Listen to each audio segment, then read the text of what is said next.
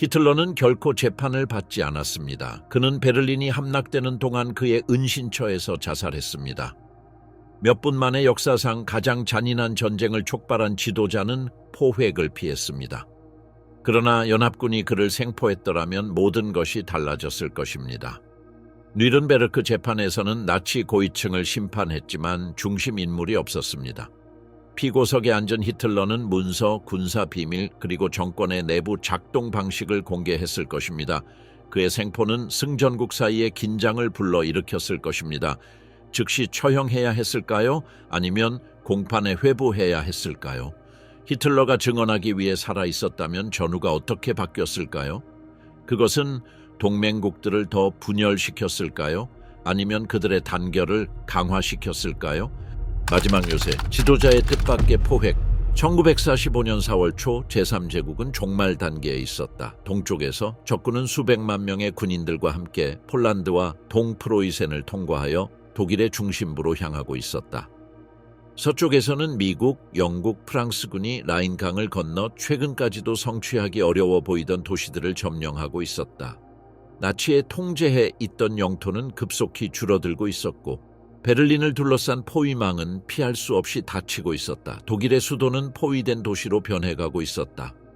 각 건물은 즉흥적인 저항 지점으로 군사적인 가치를 얻게 되었다. 소련의 포병은 도시 위로 끊임없이 불을 쏟아부었고 암흑의 연기가 폐허가 된 지역에서 피어올랐다. 거리에서는 나치 청소년 조직의 청소년들이 겨우 사용할 줄 아는 소총을 받고 몇 년의 전역 후 기진맥진한 베르마흐트의 참전 용사들과 섞여 있었다. 그들 중 아무도 저주받은 체제를 위해 싸우고 있다는 것을 무시할 수 없었지만 선전은 끝까지 저항할 필요성을 계속 주장했다. 총리실 아래 벙커 시스템은 나치 지도부의 은신처로 사용되었습니다. 그곳에서 아돌프 히틀러는 그의 마지막 요새가 된 곳에 고립되어 있었습니다. 유럽을 역사상 가장 파괴적인 전쟁으로 끌어들인 인물은 눈에 띄게 쇠약해진 모습으로 나타났으며 신체 떨림과 보행의 어려움을 겪으며 선전이 수년 동안 구축해온 불사신 이미지와 대조적으로 노화된 모습을 보였습니다. 그 주변에는 가장 가까운 협력자들이 남아있었다. 요제프 괴벨스는 더 이상 청중을 찾지 못하는 선전을 지키는 수호자로서 복도를 돌아다녔다. 마르틴 보어만은 계속 명령을 내렸지만 대부분은 실행되지 않았다. 조수, 비서 및 군사 직원들은 빠르게 비현실로 가라앉고 있는 환경에서 엄격한 일과를 유지했다. 한편 지상에서는 전투가 점점 더 격렬해지고 있었다. 4월 16일에 소련의 최종 베를린 공세가 시작되었다. 도심 공격에 숙련된 병사들이 거리마다 진격하며 폭발물과 화염 방사기를 사용하여 수비군을 몰아냈다. 붉은 군대의 숫자와 물자 유세로 도시의 함락은 불가피했다. 이제 베를린이 저항할 수 있는지가 아니라 며칠 더 걸릴지의 문제였다. 그러한 맥락에서 히틀러는 여전히 군사 현실과 무관한 명령을 내리고 있었다. 몇 주 전에 파괴된 사단들의 방역을 요구하고 더 이상 실질적인 병력을 갖고 있지 않은 장군들의 충성을 요구했다. 벙커로 들어오는 보고서들은 연료가 없는 루프트바페 최소 그룹으로 줄어든 부대, 소련군 대신 미국인이나 영국인에게 항복하기를 바라는 서부 지역으로 피난 가는 민간인들의 이야기를 전하고 있었다. 퓨러 bunker의 일상은 의례적인 성격을 띠게 되었습니다. 후식 지도 앞에서의 일일 회의, 실제 행동 여지가 없는 장군들과의 논의, 지속적인 약물 소모가 하루하루를 정의했습니다. 고립은 지상 상황과 히틀러의 단절을 강화했습니다. 분노의 발작과 긴 침묵 속에서 협력자들의 서클은 줄어들었고 분위기는 점점 더 긴장되어 갔습니다. 4월 30일은 중대한 전환점을 나타냈다. 기록된 역사에 따르면 히틀러는 이브라 브라운과 함께 벙커 내부에서 스스로 목숨을 끊었다. 그러나 이 대체 시나리오에서는 소련군의 공격이 예상보다 빠르게 진행되어 독재자가 계획을 실행하기 전에 지하 방어선을 돌파할 수 있었다. 작전에 책임이 있는 부대는 도시 전투 경험으로 선정된 군대였습니다. 그들은 스타린그라드와 코에니히스베르크에 참여했으며 요새화된 구조물에서 길을 여는 기술을 알고 있었고 방어를 무력화하는 데 훈련된 공병을 보유하고 있었습니다. 집중된 폭발물로 입구를 열고 기관총 사격으로 복도를 정리했으며 화염 방사기로 적의 위치를 제거했습니다. 입구층에서의 독일 저항은 최소한이었으며 독일군 SS 소속 소년들과 생존 가능성이 없는 장교들로 구성되었습니다. 벙커로의 진입은 짧고 폭력적이었다. 폭발물과 총성이 좁은 복도를 휘감아 연기와 혼란에 빠졌다.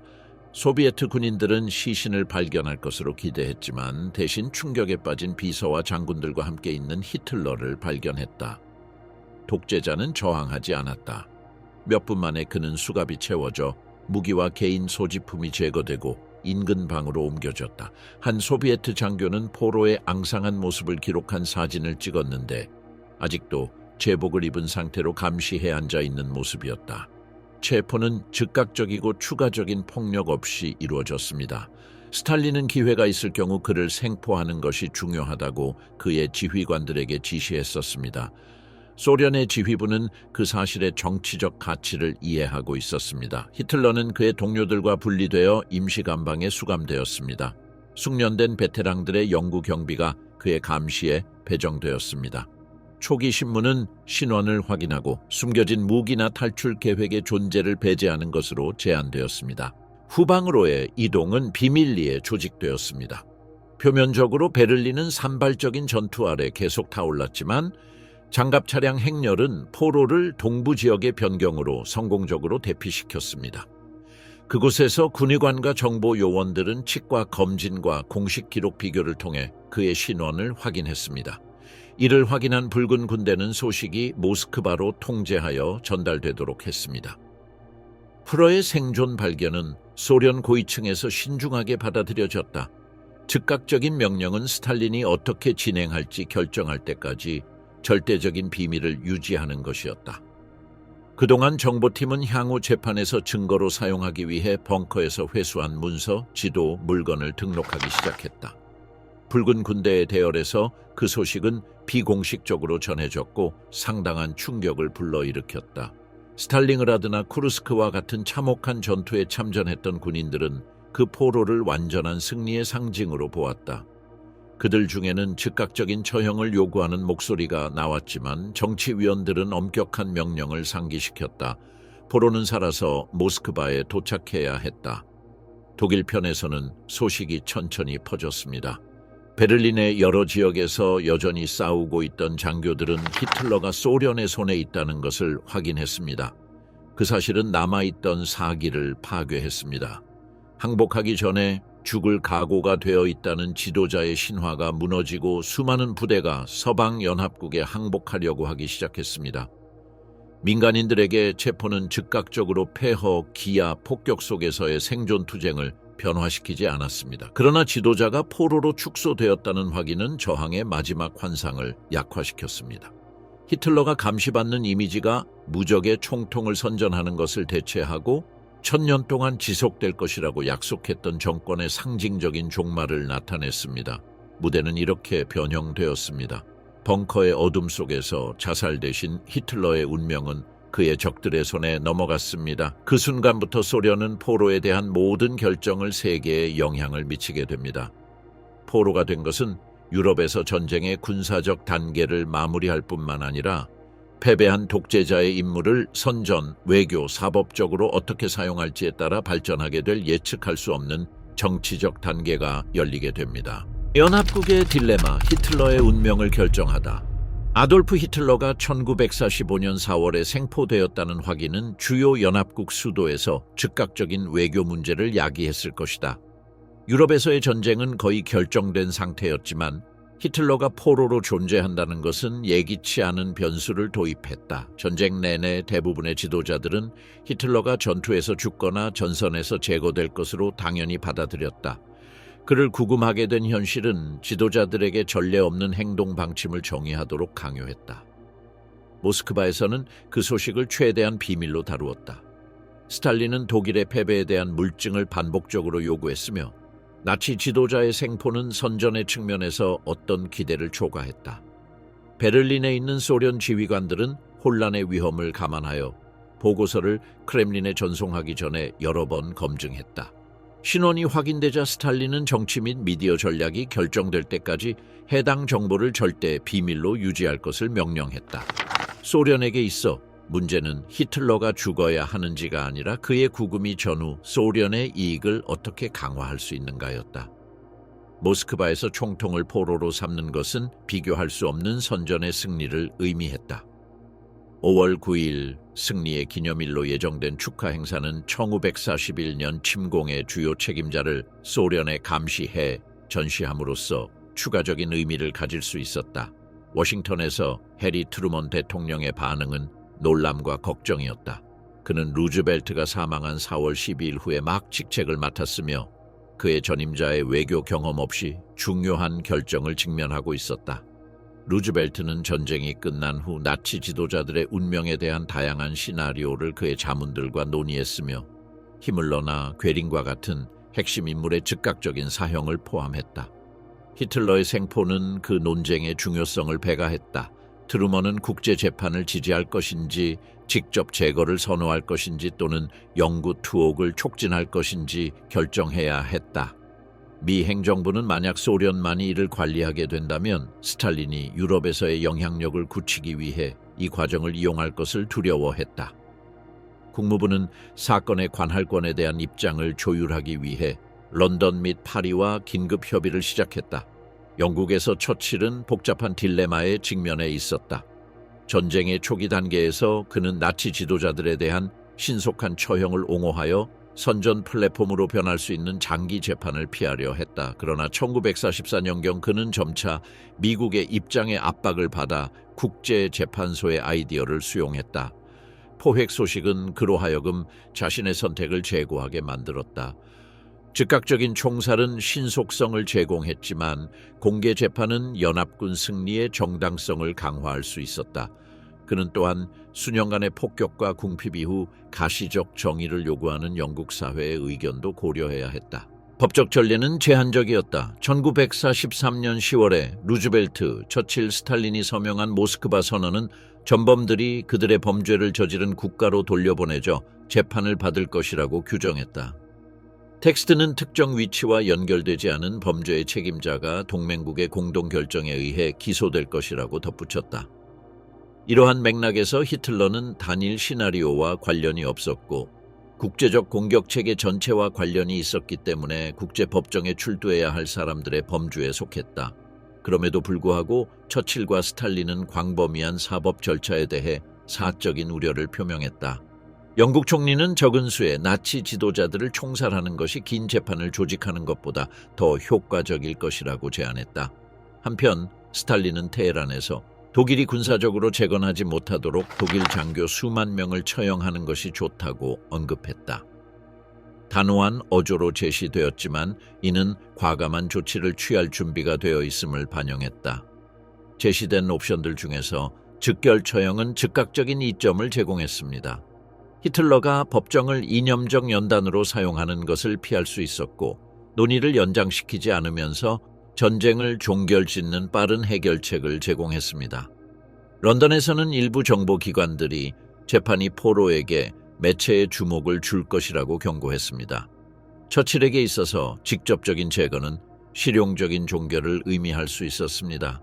그러나 워싱턴에서는 다른 입장을 옹호하고 있었다. 헨리 스팀슨 전쟁부 장관은 전후의 공식 재판을 통해 법적 선례를 정해야 한다고 주장했다. 미국에 있어 적법 절차의 존중은 정당성의 필수 요소였다. 또한 재판 없이 처형하는 것은 히틀러를 승자들에 의해 살해된 순교자로 나타내려는 비밀 나치 선전에 이용될 수 있었다. 공개 재판은 가장 복잡하지만 또한 가장 변혁적인 대안이었다. 그 지지자들은 그것이 문서 증거와 증언을 제시할 수 있게 하여 반박할 수 없는 역사적 기록을 세울 것이라고 주장했다. 히틀러를 국제법정에서 기소하는 것은 전쟁 범죄와 반인도적 범죄에 대해 국가 수장의 형사 책임을 인정하는 국제법의 선례가 될 것이다. 주요 위험은 피고가 법정을 정치적 메시지를 전파하는 데 이용하려 하고 은밀한 지지자들이 그의 발언을 선전으로 활용하는 것이다. 세 번째 선택지는 추방이나 종신형이었으며 이는 전 세기의 나폴레옹에게 적용된 모델을 따르는 것이었다. 이것은 공공 무대를 제공하지 않고 죄수를 무력화시킬 것이다. 그러나 그 길은 심각한 문제를 내포하고 있었다.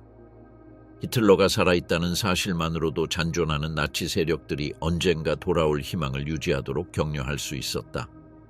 도주나 구출의 가능성은 황폐해지고 재조직 중인 유럽에서 영구적인 위험을 나타냈다. 수십 년간 그를 감시하는 것은 지속하기 어려운 국제적인 약속을 필요로 했을 것이다. 히틀러의 개인적인 운명을 넘어 문제의 핵심은 관할권이었다. 소련은 가장 많은 인명 피해와 물적 손실을 견뎌냈다는 주장을 하며 독점적 결정권을 요구했다. 스탈린은 절대적인 통제하에 모스크바에서 재판이 열려야 한다고 주장했다. 이에 반해 영국과 미국은 1943년 선언에 기반하여 국제재판소를 주장했다. 그들은 재판이 소련의 손에 맡겨져 스탈린의 동유럽에서의 패권을 강화하기 위한 쇼로 전락할 것을 우려하며 이를 받아들일 수 없다고 여겼다. 이러한 차이점은 승전국 간의 초기 경쟁을 보여주었습니다. 아직 동맹국으로서 나타났지만 냉전을 일으키는 긴장이 이미 싹 텄습니다. 히틀러를 생포하는 것은 단순한 사법 문제가 아니라 동서 간의 분열을 가속화할 수 있는 요인이었을 것입니다. 각 수도는 정의를 보장하면서 동시에 다른 수도가 전쟁의 가장 중요한 상징적 승리를 차지하지 않도록 하는 것을 목표로 했습니다. 독재자의 체포로 인해 제기된 딜레마는 외교적인 전환점이 되었습니다. 그 몇 주 동안 내린 결정들은 포로의 운명뿐만 아니라 전후의 법적 및 정치적 틀을 정의할 것입니다. 외교부들은 정의, 선전, 권력을 균형 있게 맞추기 위한 방안을 모색하면서 이 문제는 여전히 열린 상태로 남아 있었습니다. 뉘른베르크 다시 쓰기, 독재자가 피고인이 되다. 베를린 함락 이후 아돌프 히틀러의 죄수로서의 존재는 뉘른베르크 재판의 성격을 완전히 바꾸어 놓았을 것입니다. 알려진 역사에서 재판은 1945년 11월 20일에 22명의 주요 피고인들과 함께 시작되었습니다. 이들 중에는 헤르만 괴링, 루돌프 헤스, 요아힘 폰 리벤트로프, 빌헬름 카이텔이 포함되어 있었습니다. 히틀러, 히물러, 괴벨스의 부재는 검찰이 중요한 인물이지만 종속된 사람들에 대한 기소에 집중하게 했습니다. 피고석에 앉아있는 살아있는 히틀러의 현실은 절차의 구조, 기소의 전략 및 법원의 정치적 범위를 근본적으로 변화시켰을 것입니다. 국제군사재판소는 4개의 주요 승전국인 미국, 영국, 소련 및 프랑스의 합의로 설립되었습니다. 선택된 본부는 나치당 대회를 개최했으며 충분히 넓고 기반 시설이 튼튼한 법원이 있는 상징적인 도시인 뉘른베르크였습니다. 아돌프 히틀러가 피고 중 하나였던 경우 법정의 배치는 달랐을 것입니다. 그는 안전상의 이유로 다른 피고와 분리된 중앙 자리를 차지했을 것이며 자살이나 의도적인 졸도를 방지하기 위해 지속적인 의료 감시를 받았을 것입니다. 국제적인 관심은 다른 피고를 압도했을 것이며 법원과 언론의 주목은 그의 인물에 집중되었을 것입니다. 기소는 구조를 재구성했을 것입니다. 역사적 버전에서 혐의는 음모, 평화에 대한 범죄, 전쟁 범죄 및 인류에 대한 범죄로 나뉘었습니다.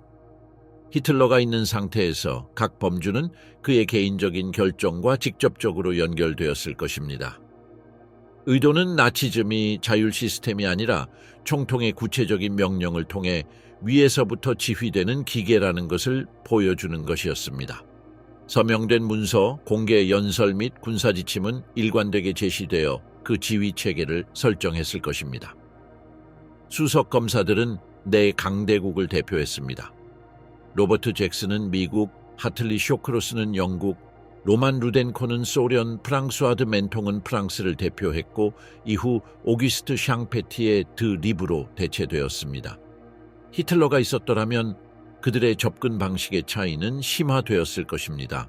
잭슨은 국제법적 선례를 세우려고 했을 것이며 그의 전략은 히틀러의 침략 전쟁 계획에 대한 직접적인 책임을 중심으로 했을 것입니다. 그는 피고의 서명이 있는 폴란드 침공 명령서, 바르바로사 작전 명령서 또는 최종 해결, 의정서를 포함한 문서들을 활용했을 것입니다.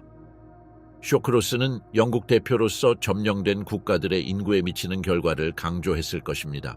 그의 개입은 이미 정복된 지역의 잔혹 행위를 자세히 설명하는데 중점을 두어 런던 폭격, 프랑스의 탄압, 서유럽의 강제 수용소 조직에 대해 히틀러에게 직접 책임을 묻는데 초점을 맞췄을 것입니다. 루덴코는 그의 발표를 분쟁의 소련 차원에 집중했을 것이다. 레닌그라드 사이트의 증거, 벨라루스와 우크라이나에서의 민간인 학살, 그리고 광대한 지역의 경제적 약탈은 독일 제국의 총리 서기관실에서 직접 나오는 명령으로 제시되었을 것이다. 소련의 기소에서는 히틀러를 재판에 세우는 것이 1941년 침공의 최고 책임자를 보여주는 기회였다. 한편 프랑스의 기소는 국제법의 체계적인 붕괴와 프랑스의 장기 점령에 초점을 맞추었을 것입니다. 증인과 문서는 체제의 직접적인 감독의 추방, 총살 및 노동 착취가 이루어졌음을 보여주었을 것입니다. 목표는 점령이 전쟁의 부수적인 결과가 아니라 히틀러에 의해 설계되고 승인된 정책이라는 것을 입증하는 것이었습니다.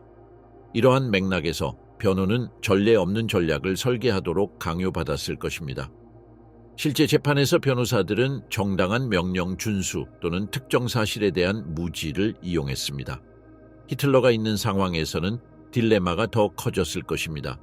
범죄 정책이 광범위하게 문서화된 체제의 최고 지도자를 어떻게 방어할 것인가?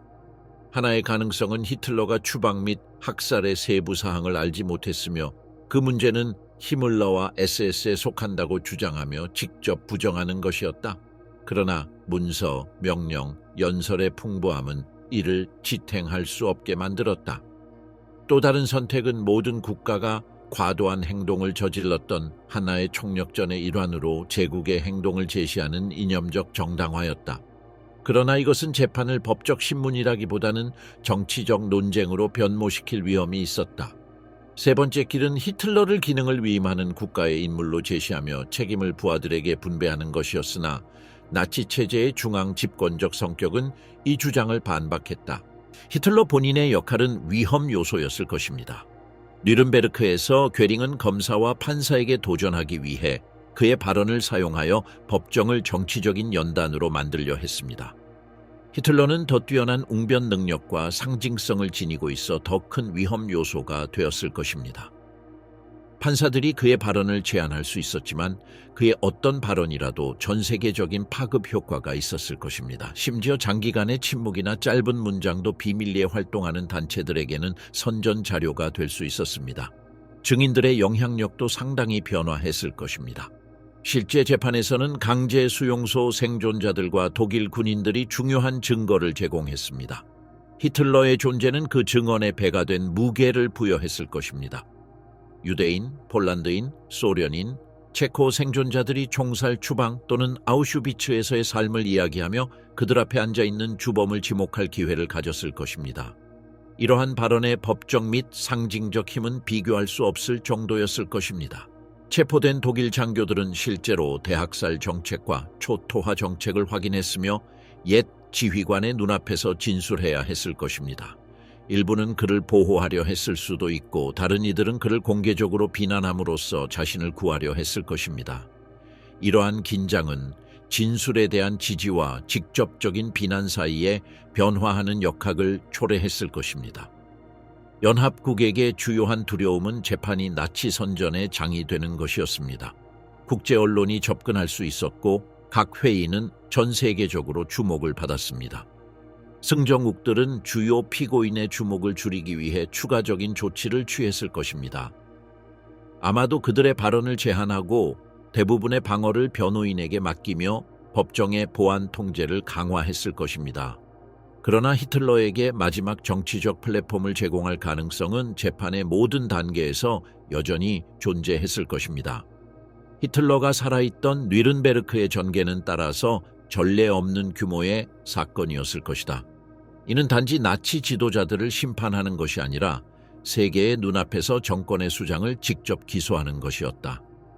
그 결과는 포로의 운명뿐만 아니라 전후 법적 틀과 새로운 국제 질서의 정당성을 정의했을 것이다. 회의는 국제 정의의 기준이 되었을 뿐만 아니라 승정국들 간의 정치적 긴장의 무대가 되었을 것이다. 이 문제는 열린 채로 남아 있었다. 법정이 체포를 정의의 보편적 선례로 변형시키는 데 성공했을 것인가? 아니면 독재자의 마지막 공개 연설에 예상치 못한 플랫폼이 되었을 것인가? 분노의 메아리, 숨겨진 두려움을 일깨우는 정의. 아돌프 히틀러의 체포와 국제재판소 피고로서의 그의 상태는 여러 차원에서 즉각적인 반응을 불러일으켰을 것입니다. 피해자 공동체, 저항운동, 연합국 정부, 점령된 인구 및 언론은 나치주의 지도자가 살아서 구금되었다는 사실을 다르게 해석했습니다. 정의에 대한 요구는 복수의 욕망과 그의 존재가 국제 정치와 전후 안정성에 예기치 않은 결과를 초래할 것이라는 지속적인 두려움과 섞였습니다. 홀로코스트 생존자들 중 수용소에서 해방된 유대인들 사이에서는 그 소식이 복잡한 감정을 일으켰을 것이다. 소련군은 마이단네크와 아우슈비츠에서 학살 기계를 기록했고 미국은 부헨발트와 다우에서의 상황을 기록했다. 그 명백한 증거로 인해 히틀러를 재판에서 보게 된다는 것은 역사적인 정의의 기회인 동시에 고통스러운 경험을 의미했다. 일부에게는 그 과정이 최종 해결을 계획한 책임자를 직접적으로 대면할 기회였고 다른 사람들에게는 그를 살아있는 채로 보는 것만으로도 모욕이었다.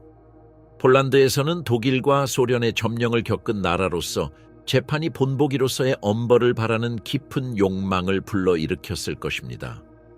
전쟁 중 수백만의 시민이 사망하고 인구가 강제 추방, 강제 노역 및 처형에 시달렸기 때문에 히틀러는 각 손실의 근본 원인을 상징했습니다. 프랑스에서는 반응이 더 복잡했을 것입니다.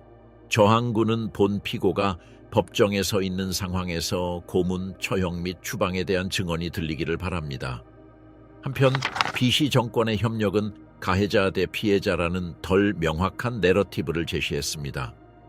체코슬로바키아, 그리스, 네덜란드 또는 유고슬라비아에서는 보복 및 추방으로 파괴된 공동체가 리디체, 그리스 마을에서의 총살 또는 노동자의 대량 추방과 같은 에피소드가 기소의 핵심 부분으로 인정받기를 요구했을 것입니다.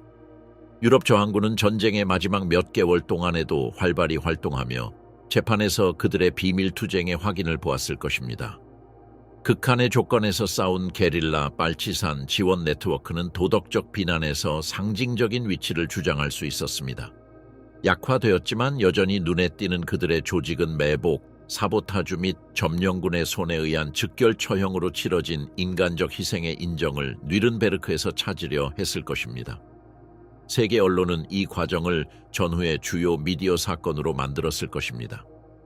미국에서 주요 매체는 각 세션에 대한 광범위한 보도를 했을 것이며 사설에서는 이 재판이 국제 정의를 공고히 할 역사적 기회인지 아니면 나치즘에 다시 목소리를 줄 위험인지를 토론했을 것입니다. 보수적인 부문은 전사한 병사들의 이름으로 즉각 처형의 필요성을 주장했을 것이고 자유주의 부문은 법적 선례를 설정하는 것의 중요성을 옹호했을 것입니다.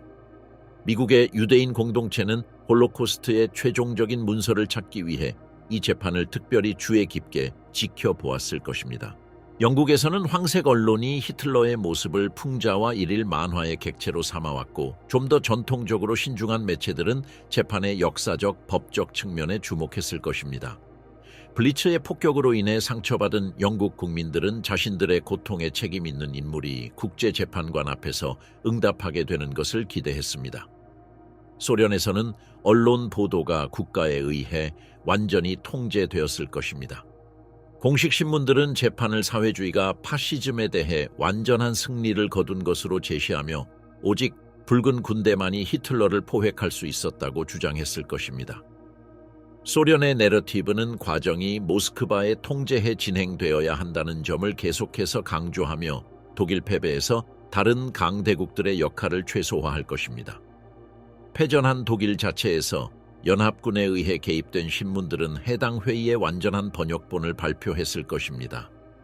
민간인들에게 피고로 앉아있는 히틀러를 보는 것은 10년이 넘는 기간 동안 구축된 선전 이미지의 최종 붕괴를 의미했을 것입니다. 죄에 대한 증언과 대조되는 죄수의 사진은 점령 연합군에 적응해야 하는 사회에 깊은 심리적 충격을 주었을 것입니다. 정보기관들은 명백한 위험을 식별했습니다. 히틀러가 순교자로 변할 가능성입니다. 실제 역사에서는 그의 자살이 그러한 위협을 제거했으나 이 시나리오에서는 재판을 받는 생존한 총통이 있던 상황에서 비밀리에 동조하는 이들에게 재조직할 수 있는 중심 인물을 제공했습니다. 독일에서는 나치즘을 지원하는 SS의 잔류세포와 그룹들이 패배자들에게 모욕을 받은 정치범으로 그를 묘사하는 비밀 자료를 유포하게 되었을 것입니다. 그 선전은 그를 장군들에게 배신당했거나 불충실한 협력자들에게 넘겨졌다며 지도자로 묘사했습니다. 항복 이후 고립된 사보타주 작전을 수행했던 현실의 베어울프 운동은 히틀러의 생존을 자신의 활동을 연장하기 위한 이념적 결속 요소로 발견했을 것입니다.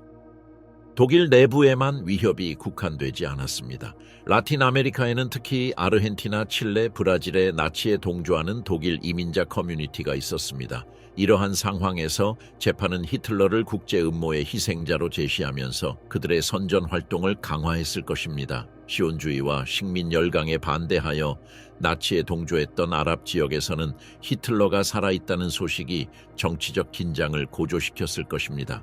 나치의 비밀 조직은 프로세스의 모든 측면을 악용하려 했을 것이다. 부분적인 진술, 침묵의 제스처 또는 질문에 대한 답변을 거부하는 것은 도전의 징후로 재생산되고 배포될 수 있었다.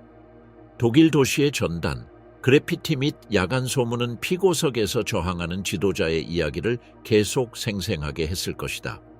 해외에서는 지지자들이 조작된 증거 또는 정의보다 정치적 이해관계에 의해 지배된 법정에 대한 음모론을 퍼뜨렸을 것이다. 국제 언론은 이러한 선전에 기여할 의도가 없었더라도 피고의 명성을 유지하는 데 비자발적으로 역할을 했을 것입니다. 각 사진, 법정에서의 언쟁에 대한 각 기사는 히틀러의 모든 제스처가 전 세계적인 제목으로 변했을 것입니다. 미디어는 나치 지도자의 이미지를 되살리려는 사람들을 간접적으로 강화하지 않고 중요한 역사적 과정을 보도하는 딜레마에 직면했습니다. 반응은 각국의 정치적 맥락에 따라 달랐다. 프랑스에서는 사회의 일부가 즉각적인 처벌을 요구했지만 다른 부문에서는 완전한 사법적 절차의 가치를 국가 화해의 기초로 옹호했다. 스위스나 스페인 같은 중립국이나 파시즘에 동조하는 정부가 있는 나라에서는 재판이 협력주의와 정치적 책임에 대한 내부 논쟁을 촉발시켰을 것이다. 히틀러가 살아있는 국제법정은 다양한 긴장의 촉매제가 되었을 것입니다.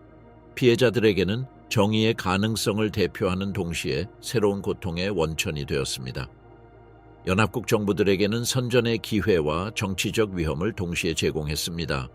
비밀리에 동조하는 사람들에게는 저항의 서사를 재건할 수 있는 상징을 제공했습니다. 히틀러의 재판은 전 세계적으로 더 이상 단순한 법적 절차 이상의 의미를 가졌을 것이다.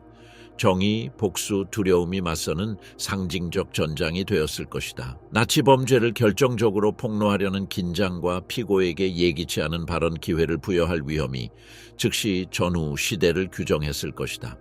결말은 여전히 열려 있었고 세계는 단 한 명의 죄수가 기억과 국제정치의 방향을 어떻게 바꿀 수 있을지 불확실하게 지켜보고 있었다. 대체 결말, 불가능한 운명의 시나리오. 아돌프 히틀러를 생포하는 것은 연합군에게 제2차 세계대전의 가장 대표적인 포로의 운명을 결정짓게 했을 것입니다.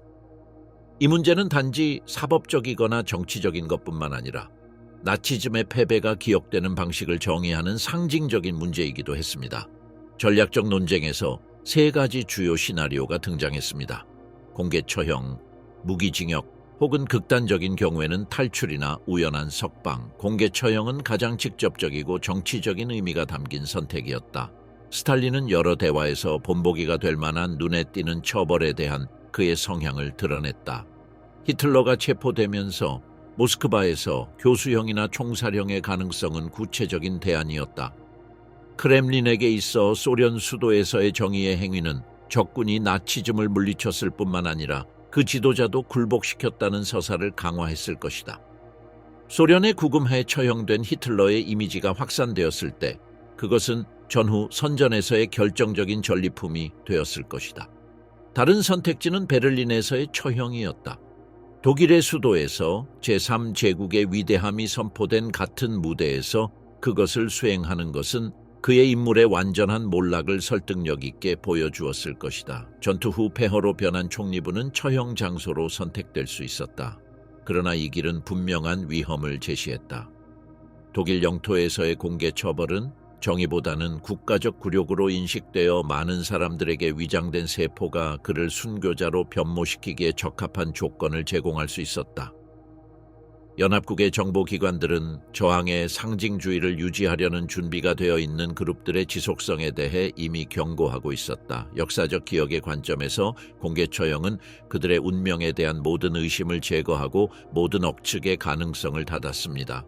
그러나 처벌의 극적인 공개는 민족주의자들 사이에서 희생의 위험을 부추겼습니다.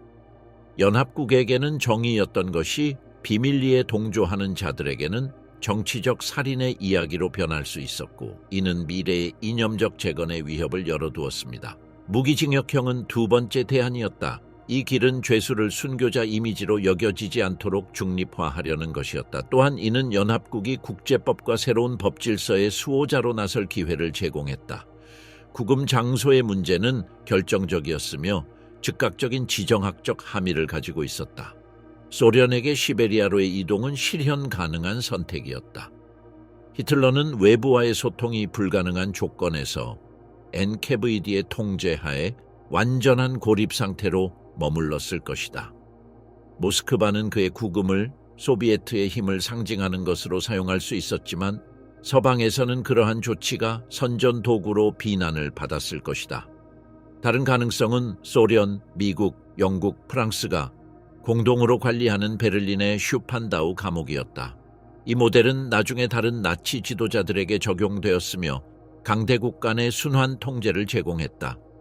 이 체계에서 히틀러는 절대 고립 속에서 살았을 것이며 방문이 극도로 제한되고 어떠한 발언도 검열될 것이었다.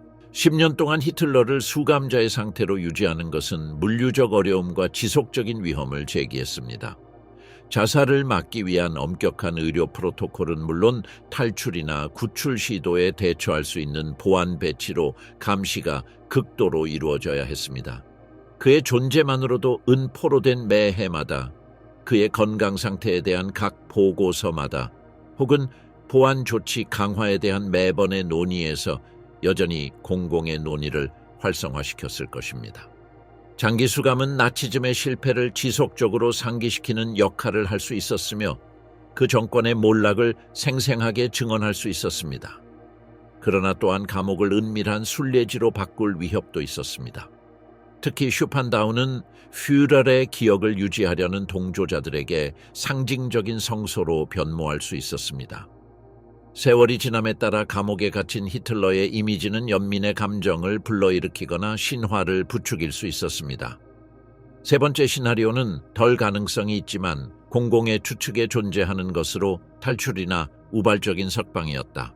전쟁 후 남미 중동 또는 유럽의 외딴 지역으로 도망간 나치 지도자들에 대한 소문이 끊임없이 돌고 있었다. 아돌프 아이히만이나 요제프 맹겔레와 같이 수년 동안 체포를 피할 수 있었던 사례들은 전범을 지원하는 국제 네트워크가 존재한다는 인식을 부채질했다. 히틀러가 죄수로 이송되었더라면 그의 구금에서의 어떤 실패도 그의 도주에 대한 즉각적인 추측을 일으켰을 것입니다. 오데사와 같은 조직의 지원을 받아 아르헨티나로 피신할 가능성은 상당한 선전 효과를 가졌을 것입니다. 증거가 없더라도 도주한 히틀러에 대한 믿음은 그의 귀환에 관한 음모론을 지지했을 것입니다. 무장 공격, 물류 오류 또는 예상치 못한 봉기에 의한 우발적 해방도 가설로 등장할 수 있었습니다. 여전히 운영 중인 비밀 네트워크와 함께 유럽은 폐허였으며 성공적인 탈출은 가능성이 낮더라도 불가능하지는 않았습니다. 그 가능성이 대중의 의견에 미치는 영향은 엄청났을 것이며 집단 상상 속에서 히틀러의 모습을 살리는 도시 전설을 부추겼을 것입니다. 역사적 현실에서 히틀러는 에바 브라운과 함께 1945년 4월 30일에 벙커에서 자살했습니다. 그의 유해는 여러 조력자들에 의해 부분적으로 화장되었고 이후 소련군에 의해 숨겨졌습니다. 그 결말은 재판, 공개 처형 또는 장기적인 감금의 가능성을 닫았습니다. 동시에 그의 즉각적인 죽음은 전후에 그의 생존이 선전의 대상이 되는 위험을 제거했습니다. 그러나 그의 유해가 공개적으로 전시되지 않은 것은 수십 년 동안 아르헨티나, 스페인이나 다른 먼 곳으로의 도주에 관한 소문을 포함한 지속적인 음모론을 부추겼습니다. 역사적 결말과 대안 시나리오 간의 비교는 각 옵션이 어떻게 다른 위험을 내포하고 있는지를 보여줍니다. 공개 처형은 그의 역사를 최종적으로 마감했을 것이지만 정치적 순교의 위협이 있었습니다. 종신형은 히틀러를 중립화시킨 상태로 유지했을 것이나 살아있는 상징으로 세대에 걸쳐 이용될 수 있다는 단점이 있었습니다. 탈출, 비록 가능성은 낮지만 그의 생존 신화를 무기한 연장시켰을 것입니다.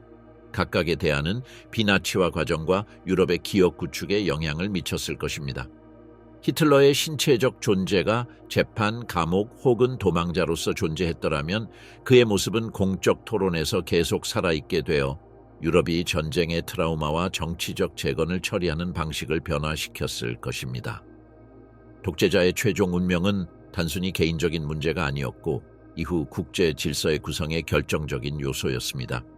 살아있는 히틀러와 함께 집단 기억이 어떻게 달라졌을지에 대한 질문은 여전히 열려 있었고 재판과 전쟁의 끝을 넘어 확장되었습니다. 비틀린 발자국, 수감된 히틀러의 유산. 아돌프 히틀러의 포획은 1945년에 전후 세계의 구도를 깊이 있게 변화시켰을 것입니다.